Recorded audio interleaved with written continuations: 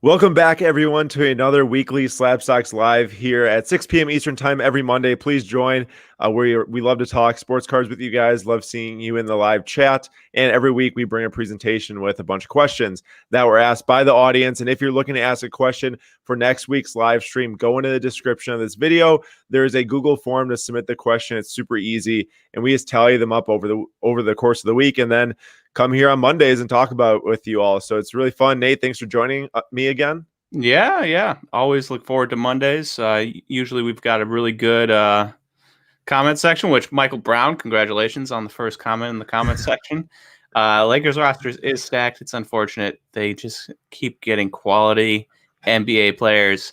You know, they might only have a two-star team with Davis and LeBron instead of a three-headed monster, but every other player on their team is a quality NBA player, which is frustrating. Well, they just picked up the two sixth man of the year, the top vote getters with Dennis Schroeder and Montrezl Harrell. So that's going to be kind of scary to watch as a Bucks fan and as a fan of the NBA for the other teams too. It's going to be another year of Lakers dominance. Who knows if they'll win the title? Of course, so much can go on in the course of an NBA season. We have no idea what's going to happen, but it'll be interesting once again. Yep. But how about we jump into that presentation? Former Buck, Bogdan Bogdanovic.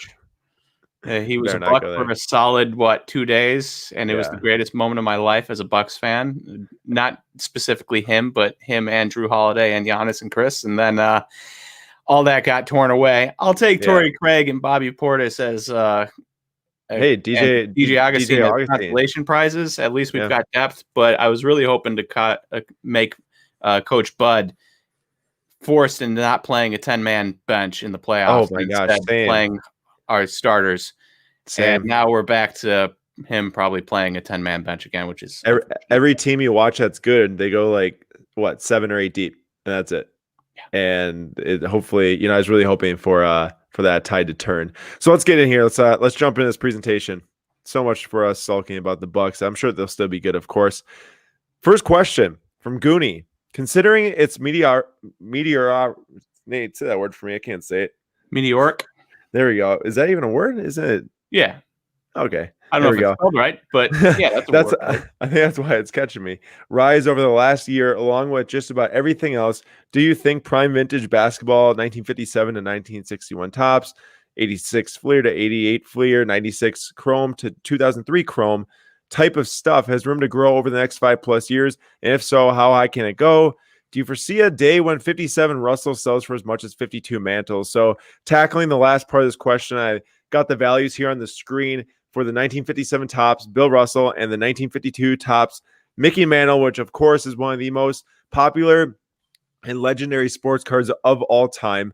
And then there's a lot in the first part of the question, but to focus on the last part of the question, look at the price difference between these two cards right now. Both these are within the last 3 months, or all these sales that you see on the screen. And on the right side, you have a PSA 4 and a PSA 3.5 of Mickey Mantle 52 tops. That went for $43K and $38K.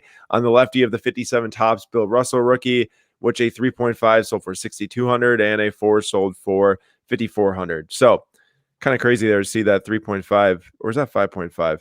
So far away from my face right now, I can't see that. But either way, the price is so much lower for the Mickey Mantle.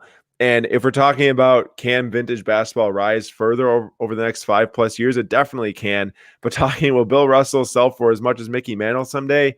I don't see it. Nate, do you see it? I know that basketball has gained so much popularity over baseball in the sports card market, but for a card like the Mickey Mantle 52 tops, I can't ever see that being outsold by a 57 Bill Russell.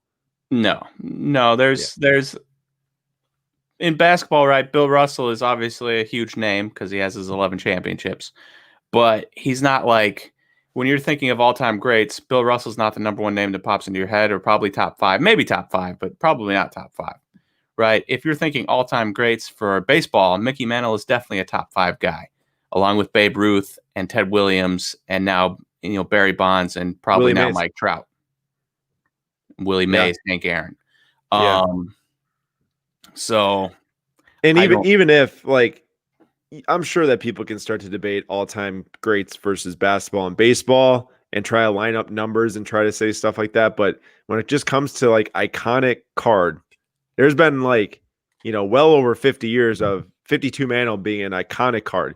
Also being the first year of Topps baseball product ever. Bowman baseball was in 51, Topps baseball in 52. I'm sure that maybe 57 Topps was the first basketball product. I don't know off the top of my head, but just iconic card is always going to be that Mickey Mantle. Not to say that Bill Russell can't be an iconic card for the basketball side of things, but also think about the basketball card market and how the money started in the last 2 years with so much modern stuff and so much, Kobe and LeBron. It just feels like that people aren't going to be pushing money into Bill Russell like they will for Kobe and LeBron, which hitting on the first part of this, yeah, I'm sure 96 and 2003 Topps Chrome are going to be by far and away the two biggest sets from the past, 20 years or more than that now, but 20 years. And I see those being better. Like, I'm not saying that Bill Russell won't gain extreme value, which he probably will, along with the rest of the vintage basketball market in the next 5 years. But I still see those 96 and 2003 Topps Chrome just being where the money goes just because of the interest level of people buying cards right now. Like, they all want Kobe and LeBron. They probably don't want Bill Russell as much. Yeah. Quick, jumping over to the comment section. Is Bogdan going to go to the Hawks or stay in Sacramento? He did sign with the Hawks. Sacramento, as far as I know, has not matched, and don't think they're planning on matching because they put a fourth year and a 15% trade kicker on the contract, which makes it a kind of a bear to sign if you're the Kings with the max contract for De'Aaron Fox and Buddy Hield's big contract himself. I missed that Bogdan signed with the Hawks. Was that today? Yesterday. I Gotcha. Yesterday. Yeah. So much football going on yesterday with the Packer game. Probably missed it through that. But interesting. The Hawks, didn't they add someone else too? Who did they add? Rajon Rondo? Yeah, and Danilo Gallinari, right? Did they add Gallinari? I definitely did not see that if they did. He went somewhere. I can't remember where. What's up, peeps? Yeah, no, definitely. Well, Atlanta's defense won't be great, but they do have Rajon Rondo, so that counts for something. Well, they got Trae Young too, who is the worst defensive player. Yeah, and then they also just drafted that, whatever his name is out of USC. I'm not gonna try to say it. Can't remember it. The double O guy, Angu, or however. Yeah. They'll be good though. It'll be exciting to watch. And yes, confirmed. Gallinari did go to the Hawks. Okay, I missed that. There we go.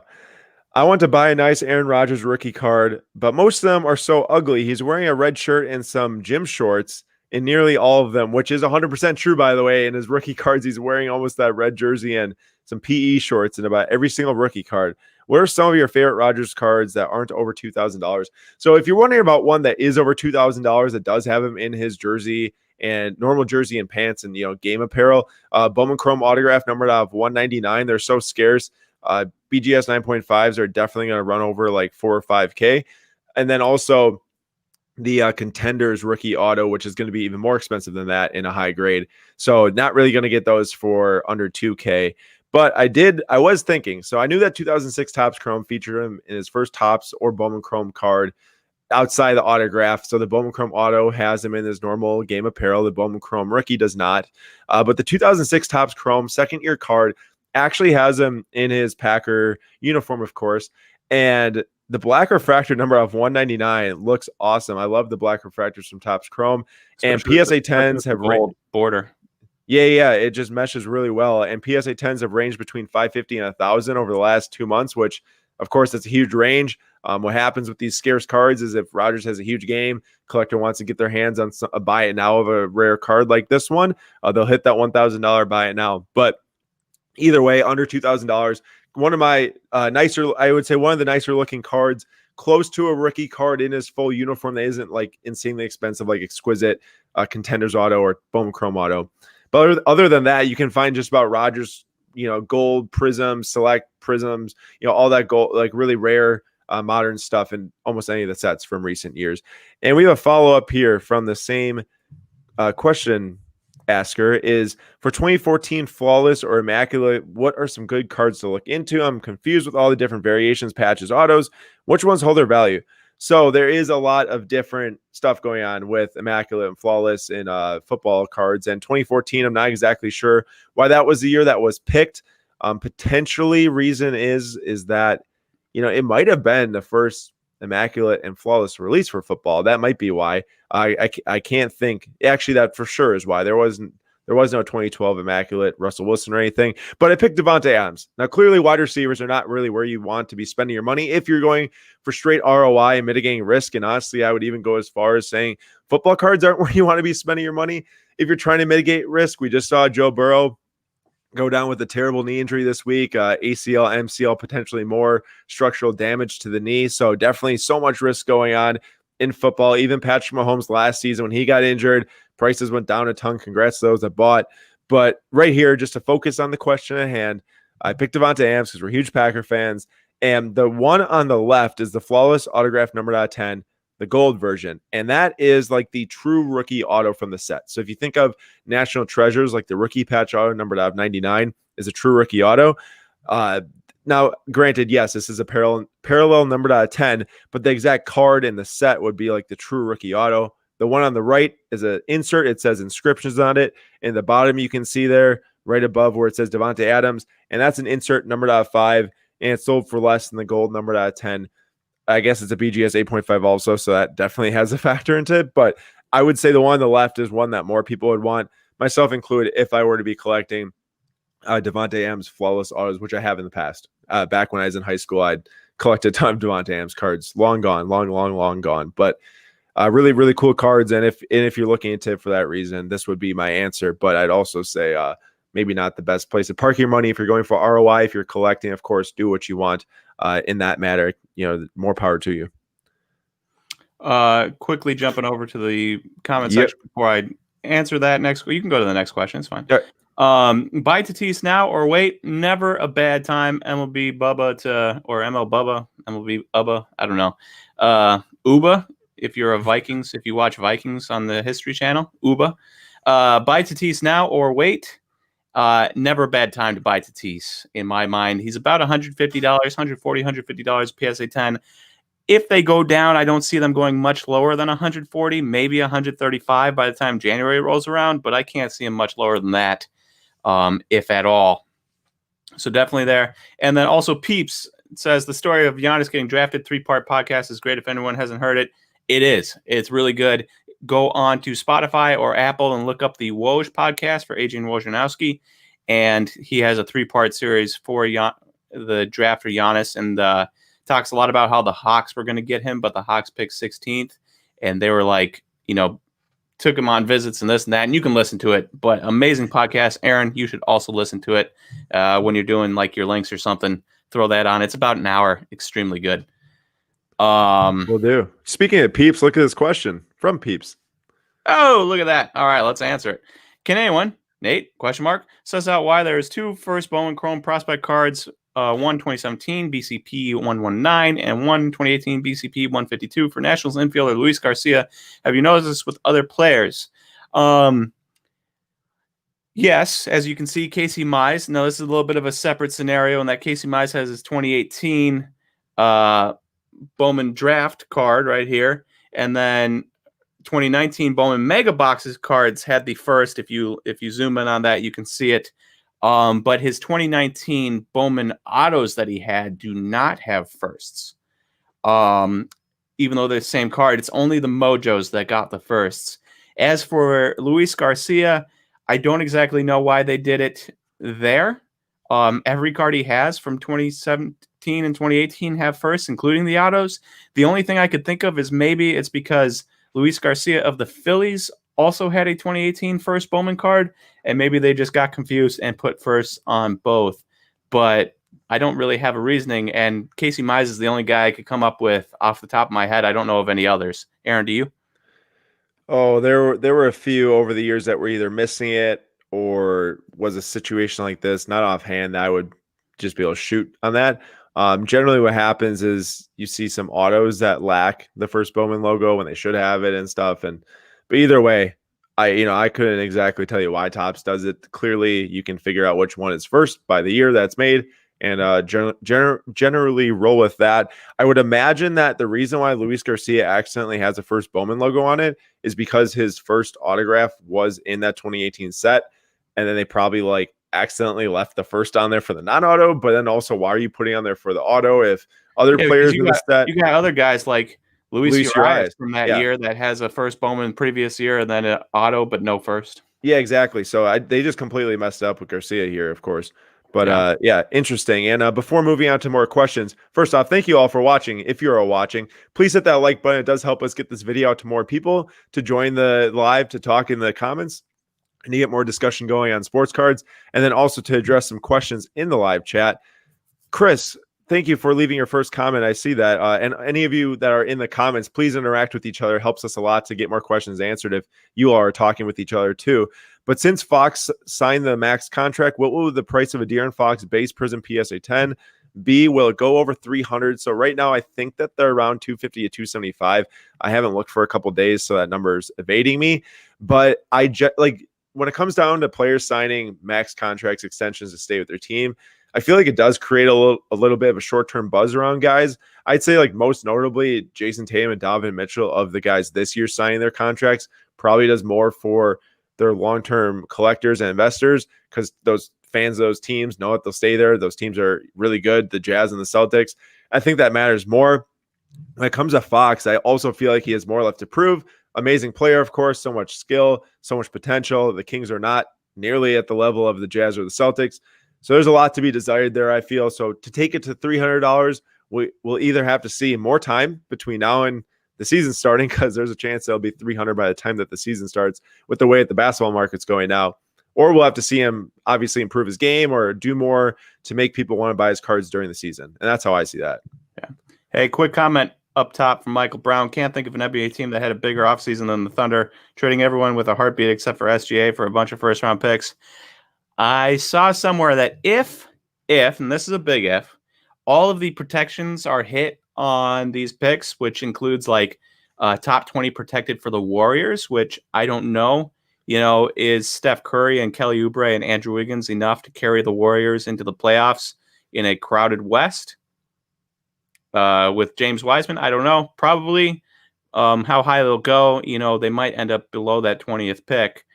If they hit all first, it's like they have like 7% of all first round picks through 2026.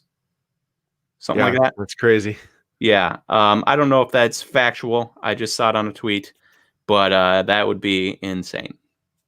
That would be. Ricardo is asking, why don't you get Sam on here as well? We actually are planning on getting Sam onto a couple of these in the near future. So we'll have to definitely figure out that scheduling and stuff, because his schedule is much more packed than Nate and I's. But we would love to get him on here to give some basketball knowledge, because, of course, Sam Dunks comes out every Tuesday. Tomorrow, there's going to be a really good episode updating all the trades, free agent signings, what the market's doing, what to look for going into the season. So you'll definitely want to check out that episode tomorrow.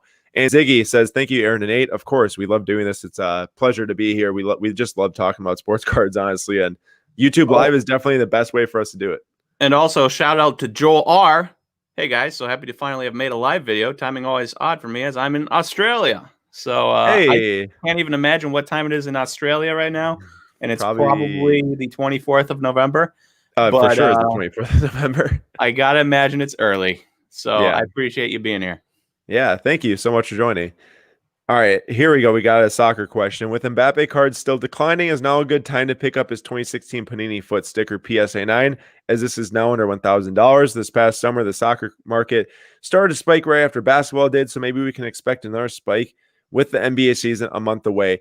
I don't envision another spike coming, in regards to the NBA season coming. I think that a ton of money is going to be focused on the NBA, like it always is and is right now. That's definitely going to be the case. Something interesting, though, I was looking into is that the Pop Report, I don't have a hard number for what the Pop Report was over the summer, but I do somewhat feel like that it hasn't gone up an insane amount. And I know that has to do just with maybe PSA backlog, maybe people, a bunch of stickers being overseas and the hardships of getting cards getting graded by PSA, whatever it might be. I just feel like that Pop Report hasn't went up a ton on the 10 to 9, numbers there. So it's 128 PSA 10s right now and 229 PSA 9s. And I do feel like as more competition comes in the Champions League, as more, the Euro comes next year, he's playing for France and that, the World Cup comes, this card is definitely going to be at the forefront. Definitely going through a lull right now in terms of the soccer card market, but it's impossible to sustain an incredible growth trajectory. So of course was going to go down, in the future after that. But I think going through the next 2 years, there will be opportunity for those of you that are interested in soccer. And really when it comes to soccer, it's predicated so much on how are soccer fans going to get involved now? Because really what's going to sustain this thing long term or have people constantly want to be buying, selling, trading in the soccer card market is going to be soccer card fans at heart, or soccer fans or soccer card fans at heart. And I see that more happening now than, 2 months ago. So I think that there is, a lot to be excited about. If you're a soccer fan, a soccer card fan, you definitely have to be in it, to be wanting to be in it and want to watch the games and want to interact with others, because that's really where the benefit comes in soccer, is knowing that and being able to talk with others about it. All right, normally we get 1 or 2 questions about an NBA, like this guy or that guy type of thing. Last week it was Michael Porter and Trae Young.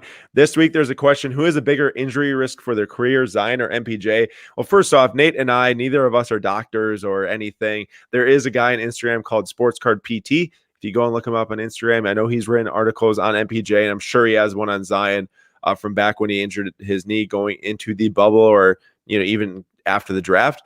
But here is the values for the Prizm Silver PSA 10s. And I will say this: the pop report for Zion Prizm Silver PSA 10 is really low. It's a really tough card to grade. There's definitely under 50% silver PSA 10s of the entire population.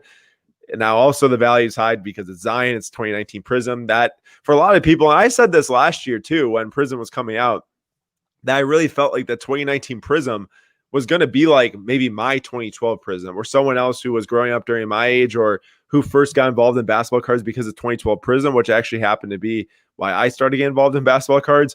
2019 Prizm is going to be like that set for a lot of people. It's going to be the set that got people into the basketball card market and really enjoyed it and really started buying, selling it, and collect it and all that stuff. And I feel like that has a lot to do with the price as well. But 4,400, you see there, 4,500 for Zion Silver PSA 10. MPJ has went up since last week when we talked about it on last week's live. Nate and I discussed about him being $800 a silver PSA 10, and you could get 3 for 2,400 comparing to the Trae. Well, this week it's up to 1,050 already. So right here, evidence if you joined last week's YouTube live, you can see how the basketball card market's heating up. In terms of the actual question of who's a bigger injury risk, I mean, I remember reading an article from SportsCard PT that MPJ's risk isn't super high for the injury he had. And I imagine Zion and his, weight structure and all that stuff and body structure could be more of an injury risk. But Nate, I don't know if you have any thoughts on that. I was just more talking about the cards here just because they're interesting. But I don't know if you have any thoughts on that. I have no thoughts on any of this outside of the fact that there were so many people that were calling Zion a bust before he even stepped foot on the court. And now all those people look pretty foolish. I remember last year when he just got injured, couldn't play for the first couple months. People left and right in group chats and Instagram were saying, Zion stinks, he's a bust. Why would he buy him? All that. Everyone that came into the shop at Brewtown, like I'd say 90% of them, so not everyone, but like 90% of them would say, oh, Zion, he's a bust. And the other 10% of us were just like, at least let him play. It's like people with Flagro Jr. has 115 OPS plus, 15% better than league average. He's a bust because, he's only 15% better instead of 40. Let him play, let him progress, see what happens. Keep in mind, these guys are like 19 and 20, also coming into the league. 19 and 20. I was sitting in class when I was 19 and 20. I'll tell you that much. Me too. So probably not doing my homework either at 19 and 20. Yeah, right. Like 20, I was probably working on SlabStox a lot. But Michael Brown, did Sam have a doctor on one of his episodes a few weeks ago? He did. He had the team doctor for Rice University and one of the U.S. men's and women's national team soccer doctors on his podcast. Really, really good stuff. Please go watch that episode if you do want to learn more about the injury, reports. I know for a fact that they talked about MPJ because they also talked about Bobo. You can learn a lot from that episode for sure. Shout out Paulo from Singapore. We've got Australia. Paulo. We've got Singapore. Ooh. And we've got America, presumably. Anyone else? Any other countries you're from? Shout them out, and we'd love to give you some shine. Yeah, it's just kind of cool. Yeah. Oh, there was one other question here. Oh, it's from Crack It Open podcast. Asked a couple times. What do you think about top stamp flagship cards? Things like the Tatis 410 All-Star, Montgomery, and the 150 stamp. Aaron, you have a much more opinionated, thought about this than I do. Yeah, because I've heard it before. So why don't you give them your thought? Well, are we talking about like when we were talking about Will Smith 150 stamp? Is that what we're talking about? I remember we were talking about the prices of Will Smith 150 stamp versus base PSA 10, and it's like $10 difference. Well, I've talked about the 150 stamp with you a number of times, and you're always hating on it. Yeah, I mean, first off, okay, I don't know if I hate on it in the time, but there's two different perspectives here. One is that 150 stamp, it rarely lasts between products, so it just can't have a longevity for a parallel, which is why something like gold numbered out of the year that was produced is so good and valuable and sought after because it has longevity. Stuff that doesn't have longevity generally doesn't do well in the sports card market because it can't capture fans. So that's why I would have been hating at 150 stamp. On the flip side, 150 stamp is much more rare than a base. And I know for a fact when we were talking about Will Smith PSA 10 prices, his base PSA 10 versus his 150 stamp PSA 10 is like $5 to $10 difference. And the 151 is so much lower pop, so much more rare. And Nate's taking a break here, it appears to be. But, you know, I'm trying to grab the card. Oh, I thought you were just heading out. I'm like, all right, well, it's just me now. Either way, Nate will show the card on the screen, but 150 stamp, much more rare. In terms of the All-Star Game stamp, also more rare. I really don't know how you get that. It might be out of a complete set where it's an All-Star Game complete set version where they released around the All-Star Game. You can get rookie PSA 10 stamps. But yeah, that's my thoughts on it. And I feel like if Nate takes too long, I'm going to jump on to the next question. No. I'm right here. All right. Calm down. In case you're all wondering, the Will Smith in question, you can see the little 150 stamp right there. Let me switch it to a bigger screen for them to see. There we go. 150 stamp right above his name where it says Smith. That would be the stamp they were talking about. They're not numbered. So they're not numbered. Some would maybe think that they'd be numbered out 150. I do feel like if it was numbered out 150, it would have been way better. The inserts, so like the Willie Mays greatest player inserts out of 150 or Mookie Betts, those are numbered 150. And the autographs. That's why I was thinking about that. The autographs with the 150 stamp are also numbered out 150 because you and I pulled the Luis Arias autograph numbered out 150, so I knew that. But yeah, there's our thoughts on it, I suppose. And also, you can't really go wrong if you're buying the correct player when it comes to this type of stuff. We can debate parallels all we want up here. Some just mean more demand, some mean less demand, some means higher supply, some mean lower supply. If it's $10 more, it's $10 more. That's more money in your pocket, so you can't complain. Yeah, you know. But it's also yeah, you're right. Yeah. Don Mattingly has always gotten hobby love despite not making the Hall of Fame. He just won Manager of the Year. Do you think his card prices could significantly increase if he gets it in due to his success as a manager? Now, I was going to take this question as a generality, but I'm also going to cover, just the odds of him making it into the Hall of Fame as a manager. And as you can see over here on the right, you have a list of, 25 guys. I didn't count them. As managers, and it's a little hard to see, I understand, but if you go over to the right, you can see their win percentages, and the lowest win percentage, there's a 493 and a 486 by Connie Mack. The 486 by Connie Mack, though, he coached 53 years. He coached in 7,755 games, so he was guaranteed to make the Hall of Fame with those numbers. Now, Don Mattingly, on the other hand, has a 497 career win percentage, which would be the third lowest on this list. And not only that, he's only coached in 10 seasons. The two lower than him coached for 29 seasons and 53 seasons. So he doesn't have the longevity, nor will he get the longevity. He would need another 19 seasons to make it to 29, which would put him at the tender age of 78, 79. Seems unlikely. So Don Mattingly probably not going to see a significant increase from making the Hall of Fame because it's unlikely that he makes the Hall of Fame. But in a general sense, are there guys that don't make the Hall of Fame but go on to do other things, or guys that are Hall of Famers like Derek Jeter, who then goes on to buy the Marlins? If the Marlins are good, Derek Jeter gets the credit. Does that raise his card price? Alex Rodriguez, not a Hall of Famer, but becomes well liked because of his being on Fox and stuff. Does that change his card price? I don't have an answer for you. I guess we'll just have to wait and see. A lot of stuff I feel like in the card market, it's kind of like a time will tell type of thing. It's like there's always an example for everything, so just kind of got to see it play out. And I'm sure a couple people have had the same idea. People have ideas about a lot of things. It's just getting the rest of the people to share your idea to make the prices go up. Yeah, for sure. This is all Nate here. Yes, it is. I read your butchered that. I read your daily newsletter, and you regularly recommend Baker Mayfield cards as an eBay auction target. Can you explain why you think he is still a good investment? And I was going to pull up his stats 1 second. And this is a little bit of me not being willing to give up on him more so than him being good, if that makes any sense. Makes sense. He's the last guy I was deciding on before the season if I was going to put him on the lists. Like, I was really close to not putting him on the list, and I said, well, I still like Baker. I'm going to hold out hope. He has been terrible. In his last 3 games, he 48% completion percentage, 60%, 54% completion percentage, 0 touchdowns each of those 3 games, and 4 sacks in those 3 games. They won 2 of them, 10-7 against Houston, terrible team, and 22-17 against Philadelphia, terrible team. They're winning because of the strength of their defense lately, and not because of Baker Mayfield. They're probably winning despite Baker Mayfield.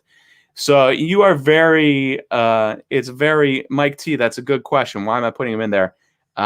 It's more just me holding out hope that he's going to be good, but you are correct. I should probably take him out because he's been pretty trash for the last 3 weeks and plus. He had a 5 touchdown game in there against a terrible Bengals team. Otherwise, he just has not been a good QB. Pretty disappointing to see. That Bengals game was good. Everything else not so good. Yeah. And I put the prices in there so you could see it. Just to put something on the screen. $405 for a silver PSA 10.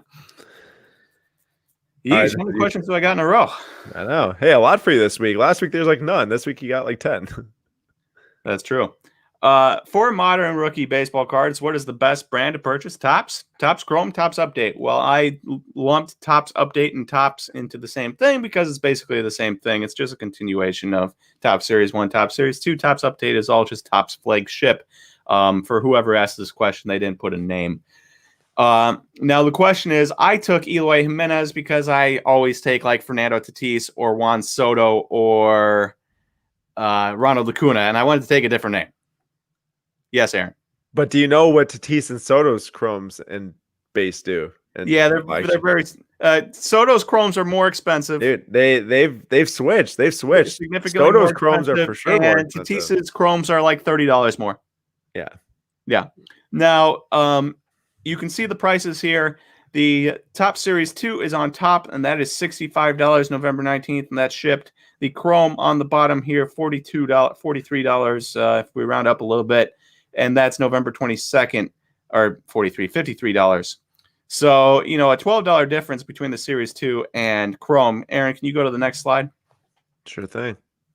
And then you have the Pop reports here, Topps Series 2 on top, and that is 6,000 total cards, 4,194 PSA 10s, and Chrome on the bottom, 1,571 PSA 10s out of 1,843 total grades, which is insane. I don't know what the hit rate off the top of my head is. That's huge. That's huge. 85+%. I was gonna say like 85%. It seems to be. But you're looking at a much larger selection of Series 2, even though that's the more expensive card right now. So if we're going to follow suit with the Acuna's weird because he has Topps Chrome cards and Topps Chrome Update cards. So yeah, and he's a weird example. So we're cutting them out. Yeah. But if you take Tatis and you take Soto as the example, maybe eventually Chrome for all of these guys will switch. Clearly, Eloy deserves to. I know the PSA 10 rate is higher, but there is 2,500 less PSA 10 Chromes than there are Series 2s. So I don't know which way I'd go on that. Do I take do I go lower on the Chrome because the hit rate's better, or do I go higher on the Chrome because it has way fewer PSA 10s? Well, one thing I can say for sure is that Soto's Topps Chrome Update is way more than his Topps Update rookie because of the fact that Topps Chrome Update is a Target exclusive product. It is not produced in the quantities that Topps Chrome is, like for Eloy or Tatis. And even Acuna's first Topps Chrome card, he also had Topps Chrome Update, but that definitely helps out Soto's card a lot for sure. And that also helps because he only had Topps Chrome Update versus Tatis that had that Topps Chrome Update rookie debut. Although I know that Soto also had Topps Chrome Update rookie debut, but it's just another option for people to consider when it comes to Tatis. It's interesting. I think that this will be a really good debated subject for baseball cards over the next year to 3 would be what goes on with Chrome versus Flagship, because I think we've seen it go through a lot of different waves in the past. And I know people always bring up that Mike Trout had it. If we're talking base cards, I'm a big fan of Chrome. If we're talking parallels, I'm a big fan of Flagship. It's a good thought right there. I remember a lot of people saying that because Mike Trout didn't have a 2011 Topps Chrome rookie, because there wasn't a Topps Chrome Update release, it was just a normal release in 2011 in those years, that hurts the Topps Chrome market, because your biggest card of any modern baseball card doesn't have that card. People can't relate to it as much. And that is generally why I feel like we've been seeing so much higher prices for the paper. I think for Acuna, it comes down to a lot of factors with production, with the photo that they chose. There's so many he has so many rookie cards that it's very hard to pick it apart. Much easier with a guy like Soto.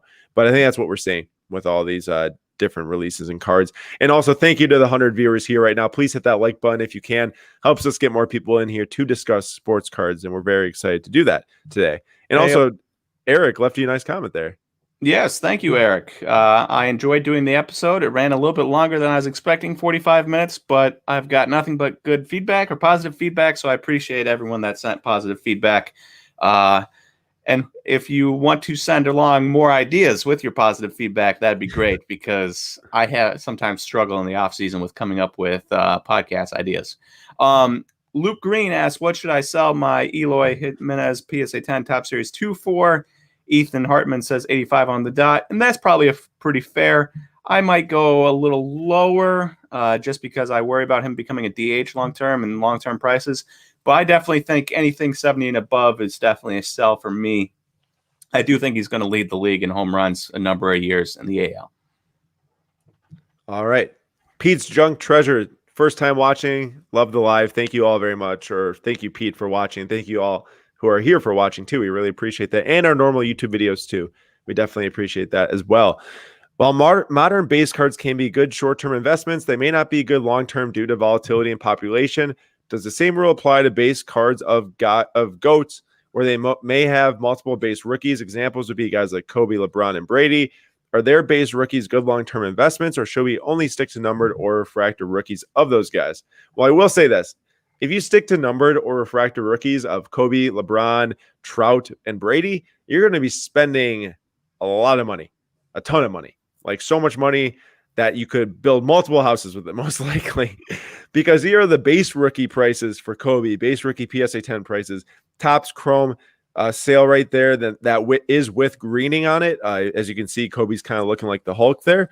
$11,000, and Topps Finest PSA 10 without the coating on it, $860, and the PSA 10 base from Topps for Kobe, $2,550, and then Skybox Premium pulling in another card that's not a Topps card, sold for $730 for a PSA 10.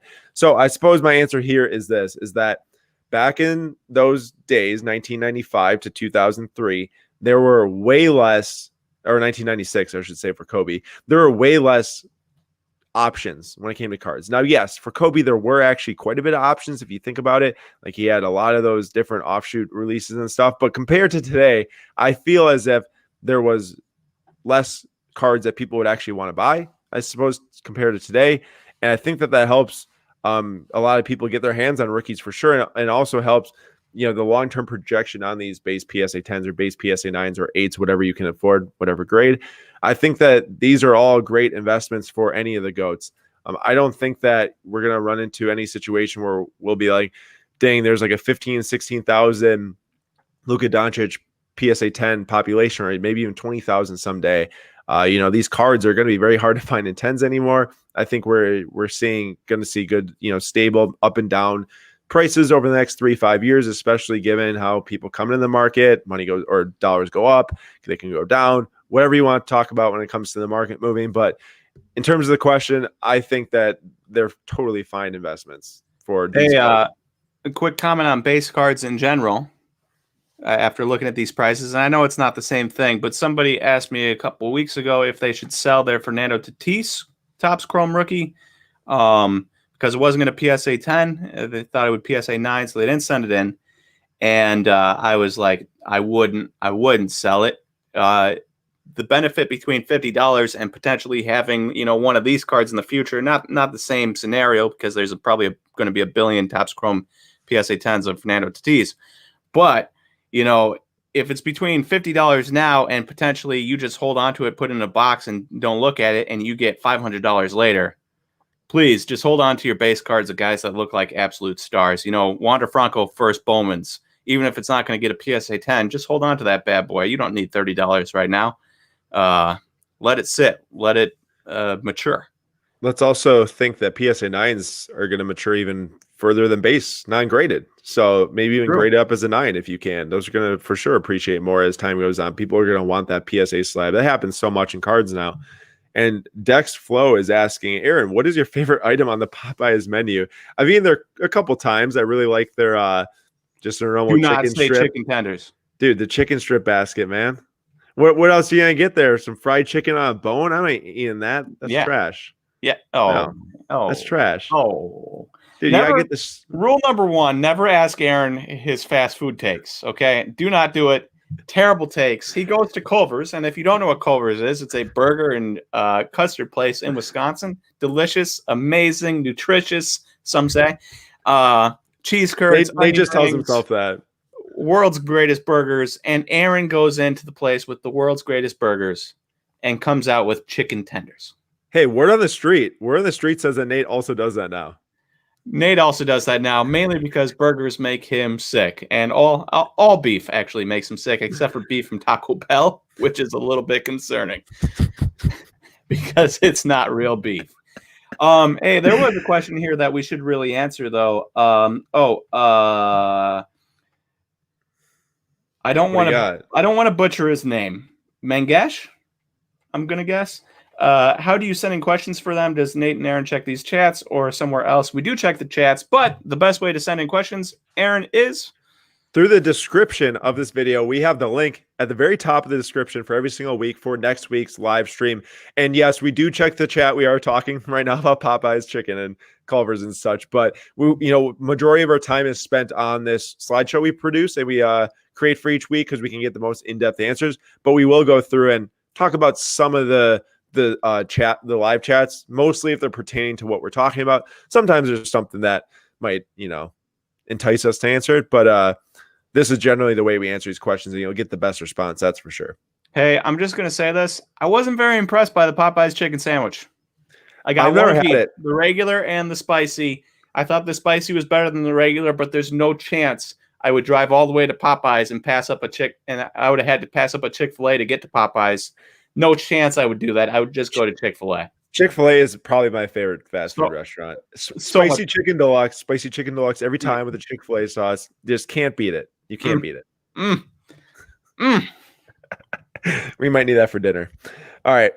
Nate, I know this was kind of your question, but I'm sure we'll both have takes on this. Why are basketball and football cards so much more expensive in the secondary market compared to baseball?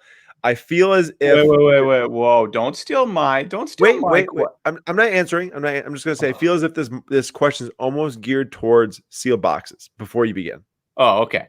Well, I was gearing mine. Thought you were gonna steal my answer, so I didn't want you to.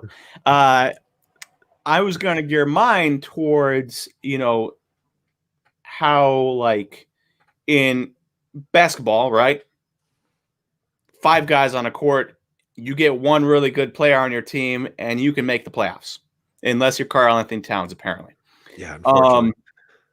If you are football, people don't really pay for running backs, wide receivers, defensive players all that much, so it's really a quarterback-centered sport. So I don't think it's necessarily fair. If you average out all the prices of all of the football cards, you'll find it probably lower than baseball. But if we're just talking quarterbacks, it's because if you have one good quarterback and a terrible defense, shout out to the Seahawks, you can actually win some games compared to a team that has, a good supporting cast but no quarterback. You're still not going to win games all that often. In baseball, you can have Mike Trout, and he can have one playoff series in his entire career, even though he's the best player in baseball. So I think that is why they are so much more expensive, is because, you get that kind of like that hype behind a team from just one guy, whereas baseball is really a team sport. I agree. And the reason why I said I think this is geared towards box prices potentially is because I also agree with you that I think overall baseball is higher. But I think that what I'm thinking is that like Prizm wax, insanely expensive for football. National Treasures wax, insanely expensive. All those really high top brands like Panini makes for basketball, they also make for football, is so highly priced because of those quarterbacks and what their PSA 10 sell for and all that jazz. But I think in terms of just the straight market for just maybe cards, you don't have maybe the super highs of some of those new quarterbacks like you might have for baseball players, just because of those high-end cards sell for so much for the quarterbacks. But also I think overall you're going to see much more people and players and cards hold more value versus football, especially with how short the careers are in football, especially those outside of the quarterback position. If you think about a draft, you're not getting more than 2 to 3 good quarterbacks out of even maybe one or none sometimes. So you can really sometimes you go 2013 Topps Chrome was one of the worst products ever because there's no quarterbacks out of it. Geno Smith was the only guy, and now he's terrible, obviously. But I guess my point is that there's so much more risk in just everything in football. I've seen it so much even more recently. We are a couple years removed from the 2018 draft now, right, Aaron? Mm-hmm. And so 2018, it would have looked great. You would have had Baker Mayfield, Sam Darnold, Josh Rosen, Lamar Jackson. Is there another quarterback in there? Did I miss a quarterback? Josh Allen, did you say? Josh Allen. No, thank you. And now and before it would have been Baker Mayfield, Sam Darnold getting the big money, right?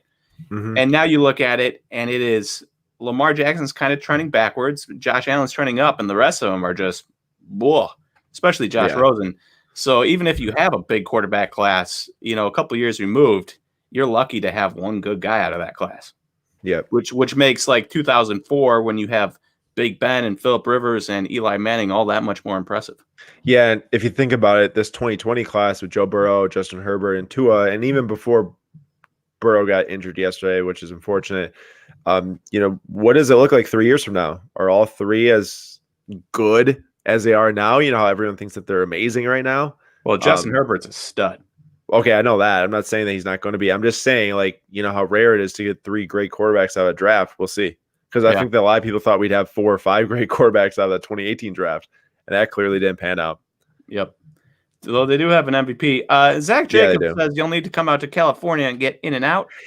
I saw that. I've had In-N-Out. Nate, I went to Texas. I went to Texas. I got In-N-Out years back. And this is the same time I tried Chick-fil-A for the first time. Because back then when I was in middle school, there was no Chick-fil-A in the Midwest. None. I was blown away by Chick-fil-A. I fell in love with it. I think I ate it 5 days straight in a mall one time in Texas. But regardless of that, In-N-Out, I tried it. Cheapest burgers I've ever found is like what? $2.50 for a burger there. And it was meh. It's meh. I knew the moment I said In-N-Out is just okay that somebody would jump on that. And Connie Choi, for sure. In-N-Out is just okay. The next time Nate and I are out in a card show where there's an In-N-Out, we might have to go try it live just to see again. But my first take this many is what years we do, ago, Aaron. We got to make it out to Phoenix because I know there's an In-N-Out, I know there's a Whataburger, and I know there's a Culver's in Phoenix. I think the same might be in Texas. But yes, either way. And we pick up burgers from each spot, and we have a blind taste test, and we finally settle this. And then I regret my life decisions from eating that much beef in one sitting. Oh, Nate would explode. All right. Ooh, Connie Choi says that. Oh yeah, no In-N-Out in Chicago. No, looking for that free burger. There's not. Yeah, always looking for that. All right, moving on. Is it worth submitting well-centered PSA 9s for expensive cards like Tatum? Is it worth? Sorry, for cards like Tatum rookie Prizms that to go to BGS in hopes of a 9.5. PSA 9 is going for 200-ish. 9.5 is going for 360-ish for Tatum, and we have the prices here just to show them on the screen. But I don't know about you, Nate, but I think that it's one away. Sorry if I just hit my mic. I hope I didn't rupture anyone's ears out there. All right, too expensive to try to cross grade a card like this. You're going to pay like what, $30 some to send it to BGS 2, it's going to be sitting there for forever. 3, you don't even know if it's going to cross. The risk, the time, and all that jazz just it doesn't do it for me. I don't see why. And also because I think that PSA 9s are trending in a better direction than BGS 9.5s. There's a lot of things going on there, but I don't think it's a good idea. Yeah, this is actually a pretty good gap here between a PSA 9 and BGS 9.5, at least in the baseball market when I'm looking. There's a lot of baseball cards where BGS 9.5s are not very valuable compared to the non-graded. You know what, Nate? I actually was thoroughly surprised when I read this question. That is a $160 difference, and I actually had to go search it just to confirm it because I was really surprised, honestly, by this because that's a pretty, huge spread that I don't know if it's actually justified, to be completely honest, because I bet you a lot of the 9s you crack out, they might get 9.5s really too. Yeah. So, but also I don't think it's worth the time and money in because you won't even be able to sell that during the season if you wanted to. You won't even be able to capture that flip. Yeah. Red meat allergies. I don't know. Just suddenly this year, I stopped being able to eat red meat without having my stomach tie in knots. So, what are you gonna do? Too bad. All right, here we go. With cards blowing up, so have submissions to PSA. Do you believe that when the large wave of the summer submissions, which likely to lead to more PSA submissions, will saturate then? Okay, this question is worded a little oddly, but I think the gist of it is. Also, if anybody's wondering, I just copy and paste the questions in when we're making this. I don't do any edits. So if it looks weird, that's why. I also don't do any edits because I don't want to make it seem like we're editing all the questions and the type and whatnot. I just want it to be how it's submitted. But this is how it's submitted. And I think that the question is there's a large back or backlog at PSA of cards. There might have been a large one there over the summer. Maybe more got graded, more came into the market on the supply side because people got their cards back. And many times when people get their PSA submissions back, regardless if they believe in a player, believe in a card, whatever it might be, they try to find cards to sell because there's so much profit to be made. And it makes sense. There's no wrong in doing so, but that's what leads to the higher supply in the market. And do I think there'll be another large wave of cards coming back in Q1 2021 or Q2 2021? Yeah, I'm sure there will be. Of course, we always talk about how the market demand fluctuates and more people come in, more people don't come in. It just kind of goes in waves. I'm sure we'll see some waves to where, there's enough demand to meet the supply and then there's not enough demand to meet the supply. And we'll see price fluctuations everywhere. In terms of the second part of the question, do you think Select may pass Prizm prices in the next year or two? I do not, but don't let that be the word that Select isn't as good as Prizm, because I actually love Select. Nate does too. Sam does too. We all do. But I just can't see something like a Zion Concourse PSA 10 ever passing a Prizm-based PSA 10 Zion. I just don't think it's going to happen. Prizm is the biggest brand.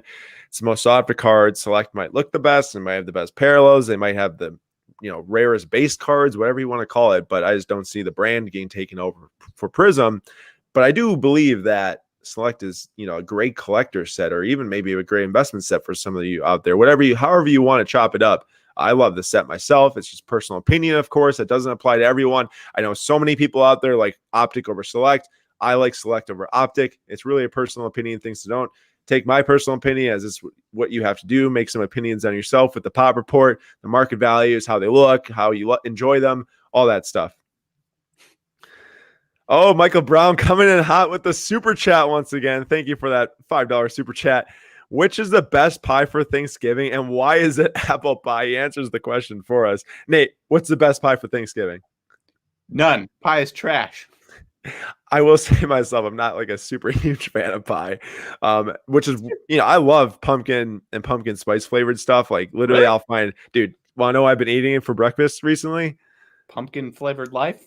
Pumpkin spice frosted mini wheats. Oh, it's awesome, dude. I love pumpkin ice cream, pumpkin custard. Hey, cops, pumpkin custard with chocolate chunks in it. Awesome. Nope. Custard. Dude, nope. I love it. But I don't like pumpkin pie because it's so mushy and whatever. I mean, but either way, what's the best pie? I'd have to go with apple out of the pies. I'm not a huge pie guy myself, honestly. I've been told my mom makes a good apple pie, but also she makes a very good, and you guys should all look this up, extremely good chocolate bourbon pecan pie. That sounds good. It's got a little chocolate. It's got some bourbon in there. It's got pecan. It's like a candy bar. Wow. That is delicious. Hey, have you ever had Oreo pie where it's like cookies and cream custard with Oreo crumble bottom and Oreos lining the outside of it.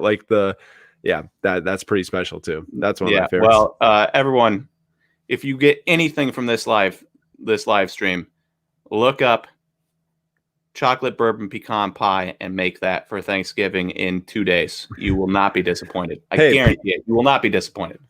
Pete's junk treasure is joining me in the pumpkin spice frosted flakes. Oh, just kidding. I was frosted mini wheats. Frosted flakes. What? Pumpkin pie or pumpkin spice frosted flakes. I might need to check that out. That's awesome. All right. Another Nate question here. All right. Ooh, this is a little small. Let's zoom in here. Despite being really good, Freddie Freeman didn't get much hobby love before this past year. Everyone's focused on the rookies initially, but breakout players are a good investment opportunity. Also, shout out Christian Yelich from a couple years ago. Who are your picks for next year's breakout players in terms of performance and in terms of gaining some hobby interest? So I threw up the prices of the Freddie Freeman so you could see it here. 1 month into the season, we're at $155. And after the season, we're even higher than that, which is a little shocking to me. You'd expect it to be lower. That being said, I didn't come up with a list of guys because we just don't know what's going on with the going to be going on with the off season currently, with the lack of money and everything in flux.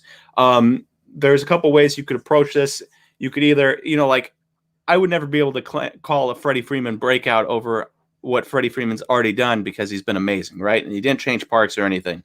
So normally what I'm looking for is a guy that's changing parks and going from a big park to a little park. The way DJ LeMahieu went from Colorado to the Yankees a couple of years ago, or Christian Yelich went from Miami, a huge park, to Milwaukee. Or Nick Castellanos going from Detroit to Chicago and then Chicago to Cincinnati, which is a really good park for his bat, right? So I'm always looking for that next guy, but you can't predict that because you don't know where guys are going to sign. So you're just kind of hoping, like maybe the Mets want Josh Hader, right? And they want to trade, and the Brewers want a first baseman back, so they go after Dominic Smith. And Dominic Smith's bat comes from New York into Milwaukee. All of a sudden, I'm like, yes, I want to invest in Dominic Smith because this is a much better hitter's park, and Dominic Smith is an amazing hitter, right? Something like that. But I can't predict that for you, and I don't want to predict like some amazing player goes another step higher like Freddie Freeman did this year because that's impossible. I agree. And for those of you watching, thank you all to watching. Please hit that like button and subscribe if you can, and join us next week too. We're not done here yet. We're coming into the home stretch of this week's YouTube live show. We'd love to have you guys back next weekend talking in the comments. It's really a great time. And I do have a question for those of you that are watching right now. What do you think is a better suggestion? Do you like the YouTube title where it's just collecting and investing in sports card questions, where every week it's the same thing, so you know what it is, or would you rather have after the show? Myself, I can edit the title to include the topics of the show so that maybe people can sift through and find out what topics they want to listen to. Whatever you guys think is best, let me know, and I can try and incorporate that just so we can get some of this user feedback here. Always looking for feedback too. Nate's up again. Holy cow. No wonder why it's taking so long. This is actually an interesting question. 2 interesting questions in a row. Lindor would be a good card to snag. Lindor is definitely going to get traded. The question is where. What if he got traded to the Yankees? Significantly smaller park, 30 home run Lindor. That'd be kind of interesting. And then also, is De'Aaron Fox resigning to the Kings bad for his prices? So is De'Aaron Fox signing with a pretty inept? I know we covered it earlier, but the opposite end of it, maybe because he signs with such an inept franchise that it will deflate his prices long term. They did get a new GM in there who also appeared to be making a terrible trade to start with that Bogdan thing, and then they got nothing for him in the end. But so not a great start. Well, it's not a terrible trade if they clearly got nothing. So it was a good trade in that they got something. It would have been better than what it is now, but either way, it wasn't going to work out super great. I mean, Dante is going to be a fine player, of course, but either way, I don't think that it necessarily hurts his value because check this out. He gets to stay the best player on the team. He gets to get a bunch of usage, and he gets to get a lot of spotlight on that team. Now, I'm not saying that team's going to be good. I'm not saying you're going to make the playoffs. I'm not saying he can get as much spotlight elsewhere. I just don't think it'll hurt his prices, but definitely doesn't help. Like I was talking earlier about how guys like Mitchell and Tatum, who signed those long-term extensions on teams that have huge collector bases and fan bases that love those players, it definitely helps. With Fox, you got to prove it in these years to come versus just getting some benefit, some benefiting from that max contract. I just don't see it that way for Fox. Yeah. Hey, quick comment here. Hey Nate, I got a question. Do all Topps hobby boxes come with short prints? As far as I know, yes. Every box I've ever bought has come with a Will Smith short print or like an Ichiro short print or Tripper Jones short print, something along those lines. I remember when you got Herman Killebrew sold a super short print of Herman Killebrew for like $40. That was cool. Set collectors love those things, by the way. So if you're looking for ways to make money back in your box, sell those short prints right when the boxes come out. Yep.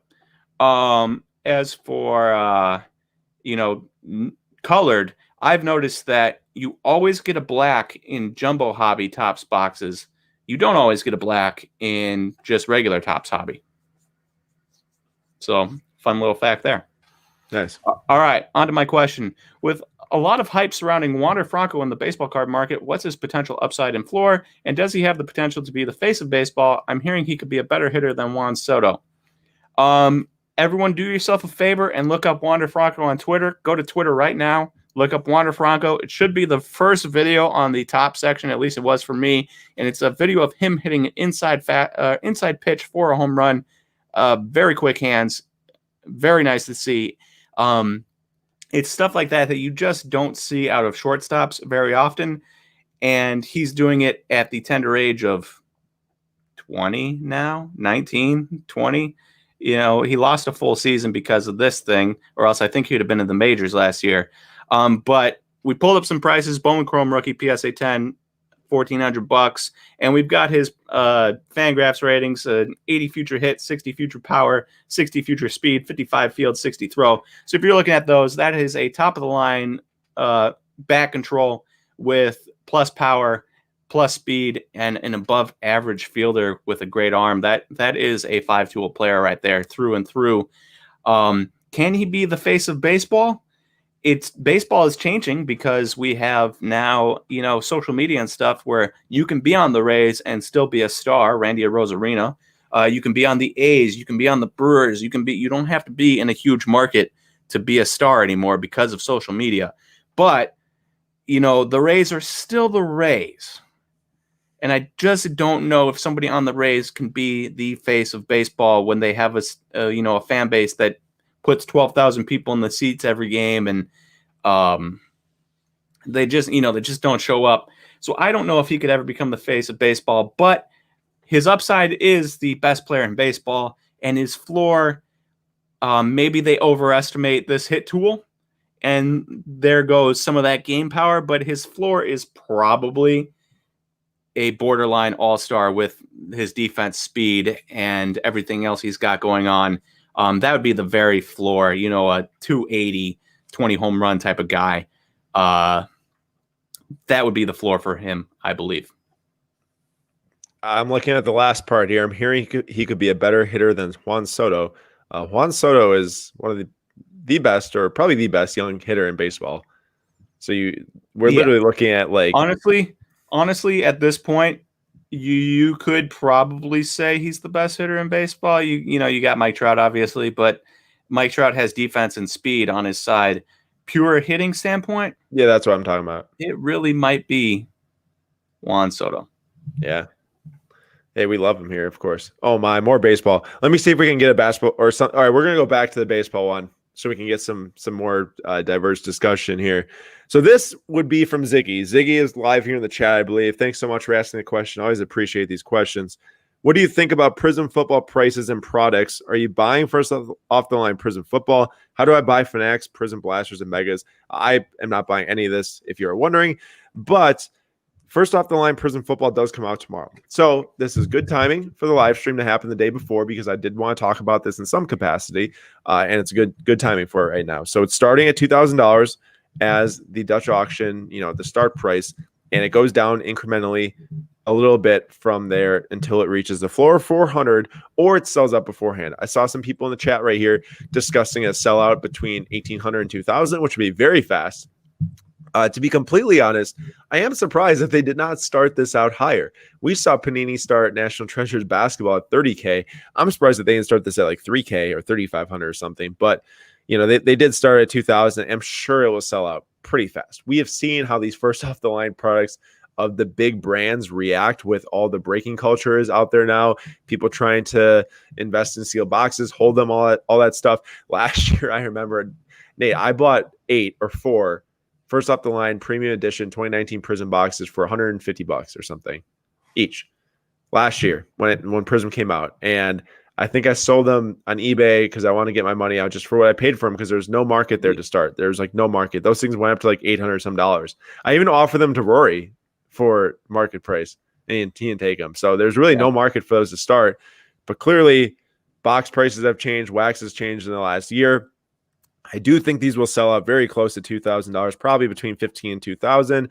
And looking at the Fanatics stuff, so switching gears here really quick on the right, the Fanatics blasters released as an exclusive with an orange ice parallel in it. And those are released for, I think, $50 because of the exclusive parallel. Now they're selling for around 150 pre-orders on eBay, and they just released mega boxes. I do not know the retail price that they sold them for, but those are flipping for 300. How do you buy them? You pretty much need a bot, just to be completely honest, or you need to, well, I guess let me say this. I do think that the Fanatics blasters lasted longer than normal, but clearly they're selling for higher. They still sold out. You either have to be on it and be really connected to social media or know when these things are releasing, or you need a bot, and then you can flip them, of course. But yeah, that's my thoughts on this stuff in terms of investment. I mean, it's boom or bust when it comes to a lot of football stuff. So tread lightly, I'd say. Yeah. That's really all I got to say on that. Loser, you are correct. You can never tell in baseball with Wander Franco. I'm probably a little bit over zealous there with my predictions of him. Buxton had all the tools. You are correct. And yet dealt with injuries multiple years. He's still really good when he plays, but he's just never on the field. And with Wander Franco, Aaron, do you remember this when there was video of him drinking? He's like 17 years old, drinking beers on his Instagram, which is a red flag. And so you just like a team bus, wasn't he? He was literally in like a team bus, I think, too. It might have been a team bus, but that's a huge red flag for a 17-year-old kid to be drinking beers. So, there is always that concern that all the talent and tools in the world, but if he doesn't take it seriously and is the type of guy that's drinking beers on the team bus at 17, you don't know how that's going to affect him in the future. So fair point. You just never know with baseball. Yeah, and also let's bring up the fact that young people figure stuff out pretty quickly. Sometimes people can figure out that they're acting stupid and switch it around fast. Sometimes they don't, though, like Nate's saying. So, it is more uncertainty, though, and we like to mitigate uncertainty. That's for sure. And I will be posting a discussion of this first off the line release on Instagram either later tonight or maybe tomorrow morning, actually, for the question of the day. So if you want to partake in that to see more information about how other people think about it, there will surely be tons of comments on that post. I'm sure so many people on our Instagram page have a lot of thoughts, as I'm sure you all see a lot. Sometimes intense, sometimes not as intense. All right, we got 2 questions left, and this is the last information-based question. Actually, I'm going to back it up. I did say go back to that baseball one, and this one's going to be quick. Yeah, I'm not sure how much discussion we have around this, but it's talking about set making, and should you keep your sets as complete sets, non-graded, or should you pick out the good cards from the set that can be graded? PSA 10 sell for a lot. I'm using the example of Topps Update 2018 because there were a couple of rookies in that obviously sell for a lot between Acuna, Soto, then you add in guys like Torres and Ohtani also. So complete set sold for $125. Buy it now, all 9 graded. A set with a PSA 9 Soto, PSA 9 Acuna, and PSA 9 Torres sold for $190. Looking at the PSA 10 values of Soto and Acuna, PSA 10s are $150 to $200.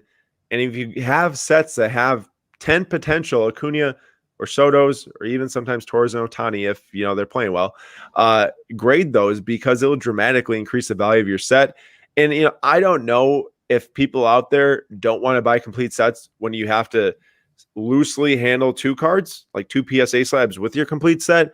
Personally, I'd rather have those 2 cards PSA 10 and have the complete set, but I probably can guarantee you that a lot of people out there would rather have all of them in a box because they're set collectors. They want them in a box. I love PSA 10s, PSA 9s, you know, but if I was a set collector, there's no chance I want 2 of the cards to be out of the thing or have to lay on top type of thing. That's just weird. Yeah, I agree that's weird, but we also have to think about the resale value, and some people just would buy Well, I guess at that point it's, you know, are you collecting it to sell it in the future or collecting it to keep it? Yes. So there's 2 different things. If you just want to collect the set or you want to buy and sell and trade with set collectors, probably keeping them as a set non-graded is most likely better. If you're concerned about resale value and trying to get the most bang for your buck, and if they look like 10s, then grade them and sell them. I'm sure you can, even if you make a little bit less because they're out of, not less than what you would, but less compared to like if they're all PSA 10s. What's up? I have an idea. Yep. Grade every card in the set. You know, people do Spend that. Thousands upon thousands of dollars to grade Mike Moustakas 11th year card. People do that for like old sets, but there's no way that will ever happen for a new set. That would be something really whack. Imagine seeing a complete PSA 10 set of Topps Update 2018. That'd be really, really weird. You wouldn't get your money back out of it, that's for sure. Nope. Moving on. Except, what if you had the only complete PSA 10 set of Topps Update in the world? Then everyone else would start doing it. All right. Have you guys also, imagine how long it would take to get all of those cards PSA 10. How many random Matt Kemp cards would you have to go through before you finally get a PSA 10? You'd have to pull out of your pack yourself, most likely. Yeah. And imagine trying to ship a complete set of PSA 10s of like a 300 card set. That'd be crazy. All right. Have you guys covered a tier list? Low end to high end NBA cards. We'll love your guys' current insight on NBA and what brands to look at. I'm also doing my own due diligence as well. Thanks. So Mike Brown, I think he might still be in the chat talking pies earlier. But in terms of this NBA question, first off, I like that you acknowledge that you're doing your own due diligence as well. We always want people to do research on your own. So much of it, if you listen to what we have to say, take what we have to say and add to it. You know, we're not always right. We don't have all the thoughts in the world, of course. We don't know everything in the world. So we definitely need your input as well on the flip side of that to go with what we have to say. And that's when you can start to really, you know, and even other people out there too, other content creators. That's when you can really get a good view of the sports card market.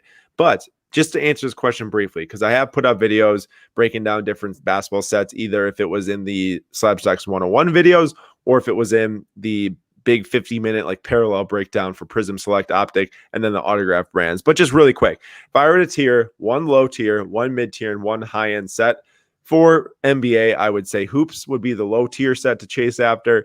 They have the teal explosions in this set. They're not numbered, but they're some of the best looking cards out there, I'd have to say. And then Prizm is it is like the biggest, most well-known basketball brand right now. You know, everyone's buying, selling, grading those cards. High liquidity, high volume, leads to being able to make trends off of it. And then National Treasures is really where, you know, your big money lies. You got a non-graded Ja Morant, rookie patch auto number on 99, going for $26K. And I chose the Ja Morant, the blue of 199 PSA 10 there, which is $6,000 for a PSA 10. But the base PSA 10 Jaws are like $450, so there are much more affordable cards in that set. And even that obviously is expensive, and that's why there's sets like Hoops and Donruss and all those other ones out there. But you know, do your own research. You know, make some lists. But just if I were to tier one in each thing, that's what I'd have to say. There appears to be a couple baseball questions in the live chat. Do you want to answer maybe one of those, and we'll wrap this up after the next slide? Oh, yeah. What do you guys think Juan Soto PSA 10 prices in 2 seasons, assuming he's healthy? That's like impossible to predict. That's impossible to predict, but I'm guessing higher than 170, which is what it's at right now, or 180, 185, which is what it's at right now. And where will 2021 Top Series 1 box prices be when they release? Oh my. If Topps Update right now is $100 a hobby box or more, like $225, I think, for like a jumbo, which is absurd. They are going to price gouge that Top Series 1 product so bad. You will never see a Topps flagship box under, $125 new coming out ever again, probably. Yeah. Oh my gosh, the new Topps updates, that's so disappointing. It's very disappointing. There's actually retail in stores of Topps Update. That's how bad it is. I saw it sitting on them shelves. Isn't that amazing? On them shelves. In a time amazing. where people buy any retail that comes out and Topps Update isn't getting bought, that's how you know how bad a product it is. Which is normally like the biggest brand of the year, or at least perceived, because of course it always just has to do with checklists. But when it comes to people thinking about brands, one of the biggest perceived brands.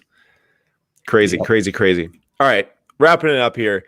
We had a question from T-Brew about the SlabStox app and SlabStox Pro platform. And yes, it's been very delayed. And we understand that. We know that. We've been, sending out emails to pre-registration lists, not as recently, but keeping people updated with where are we at with our external connections, which is really what was going to make SlabStox Pro happen. We've hit some really huge delays and not something that we can control. And, we feel bad about that. We really want to bring it to life. Of course, we really want to, and I'm sure you guys can sense that. And it's really, what we're building here and hoping to have everyone use and, really make sports cards accessible to everyone carrying out our mission. We are in the back end of our company right now, making some really big action plans to make something happen for SlabStox Pro. And we're really excited because we're onto something, and we appreciate y'all's patience and, just bearing with us through this time, because we are doing all we can right now to make something happen. It will happen, and we're going to do it. Even if it's going to be delayed, we know it's delayed a lot. So just bear with us for some time here, and we're going to get something out there for free, because we know how important that is to you as sports card collectors and investors, whichever bucket you fall into, or both, because it is not mutually exclusive. We know how valuable that is to have it for free, so you can spend more money on your cards and your collection and keep building up, because we don't want to prohibit anyone from doing that. So we're gonna bring it here, and we're gonna continue to bring these YouTube lives here, because we think this is a great way for us to connect to our audience with these questions and to get more of our thoughts out there, including your thoughts, because we love these live chats. They really add a ton to this show. I really, really appreciate that. And also, I've been seeing a ton of people saying that their SlabStox limited edition gold t-shirts have been coming in. Eric Stefano said it right here. We appreciate all of you that bought those. 169 were made. Very low quantities, at least compared to other shirts out there. So we're pretty excited to have that shirt be limited, and to have you all who really wanted to have it in your hands now. And thank you all for sticking with us with that too. And we appreciate that. All the patience always helps, for sure. Yep. Hey, Aaron, can I answer one more question? Go for it. I know you've kind of wrapped up, but yeah.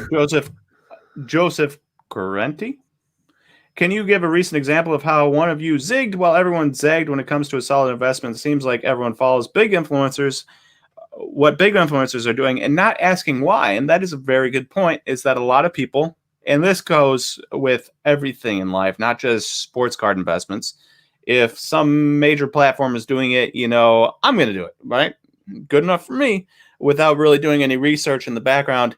And one time we zigged when everyone else zagged would be pitching investments in Bowman Chrome. When Aaron and I started, we would buy cards together, because I was too cheap to buy them on my own and take the big risk. So I'd get Aaron to help finance the cards when we years ago. 2 years ago. And we bought pitchers. Almost exclusively pitchers, because I felt like they were good values for guys that I thought would explode, and we did really, really well. So you don't always have to listen to people. There's going to be people that always say pitchers are, injury prone, you can't buy them. There's going to be people that say you can't buy running backs, and while I agree with that, for the most part, you can still make money. Don't buy centers or whatever. You can still make money. You just have to be smart. There's a lot of pitchers you can lose money on, but if you do it wisely and choose the right guys, and that is mostly just comes from years of like following baseball and kind of trusting your gut, you can do well. Awesome. Agree with that last statement. Thanks so much for providing that, Nate. I think it really helps strengthen people out there who want to find stuff on their own and really go for it. I myself included, obviously we produce so much content. We get a lot of information out there because we want to get as much perspective as possible and bring on guests and everything. We don't want to, pigeonhole it to certain viewpoints, and we, even on Instagram, try to drive so much user discussion. There's so many questions posed versus just straight information. And that is really to get those thoughts flowing and to show that there's more perspectives out there than just maybe a couple out there that are getting pushed through the public. And even with us being a pretty big public presence in terms of, driving discussion, we want to make sure we always keep that at the forefront is user engagement and getting questions out there and thought provoking and everything to do more research and to, figure out what's right for you. And I think that's always, if we can keep that in the forefront and keep people thinking and keep people, motivated to find new things, it's really how it's going to keep it going, versus always just focusing on one thing maybe. But we appreciate all of you guys for watching, and that wraps up this week's live show. If you have a question for next week, hop into that cap or that description of this video. Click on that first link. It's a Google form where you can submit a question for next week's video. We'll maybe get in there. We'll try to. Of course, there's always a lot of questions, but we try our best to pick out ones that we think are very good discussion bases. And if we don't get to, we don't get to. We might get to in the next video. But we appreciate all of you for submitting the questions, for watching. Nate, thanks for joining me for this hour and 20 minutes. Always a pleasure. Always a good time. Thanks, guys. See ya.